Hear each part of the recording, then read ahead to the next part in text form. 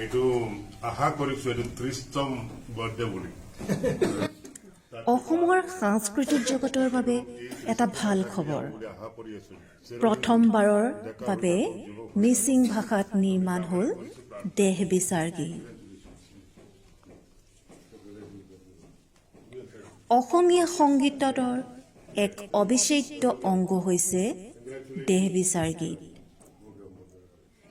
দেহতত্বৰ বৰ্ণনাৰে ৰচনা কৰা দেহ বিচাৰ গীতসমূহে প্ৰজন্মৰ পাছত প্ৰজন্মৰ হৃদয়ত এক সুকীয়া স্থান দখল কৰি আহিছে। এই দেহ বিচাৰ গীত প্ৰথমবাৰৰ বাবে মিচিং ভাষাত বাণীবদ্ধ কৰা হৈছে।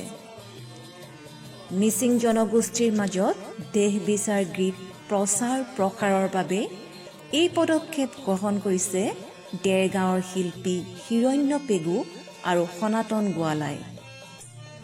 হিৰণ্য পেগুৱে ৰচনা কৰা গীতটিত কণ্ঠদান কৰিছে দুয়োজন শিল্পীয়ে।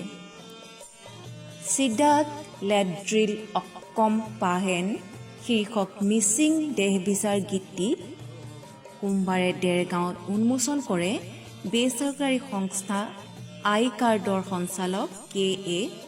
থমাছে।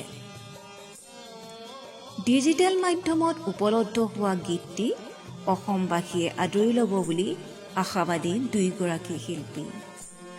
News desk report today Dergaon.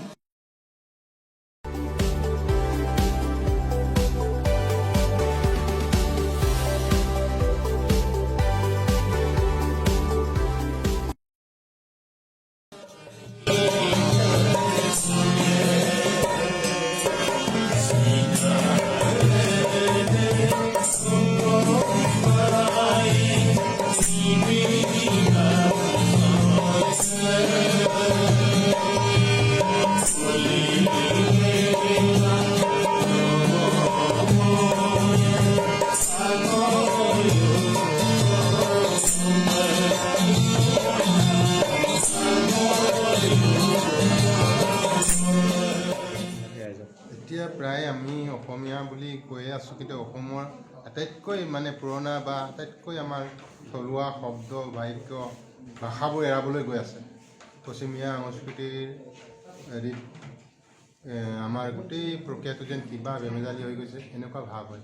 যাই নহওক, দেহ বিচাৰ গীত মই গোৱালাৰ লগত গাওঁ, আগে পিছে ৰেডিঅ'তে গাওঁ আৰু এতিয়াও ভাল লাগে। আৰু এইবোৰ লোক সংস্কৃতিবিলাক যেতিয়া এৰাবলৈ লয় তেতিয়া আমি খুব বেয়া লাগে বা দুখ লাগে। এইবিলাকৰ গীতৰ তত্ত্ব বা কিমান মেছেজ থাকে মানুহৰ কাৰণে ন, এইবোৰ কথা ভাবি পিনি মই মিচিঙতো এইবাৰ চেষ্টা কৰিছোঁ। अरे वाह, स्वाद तो लाजवाब है।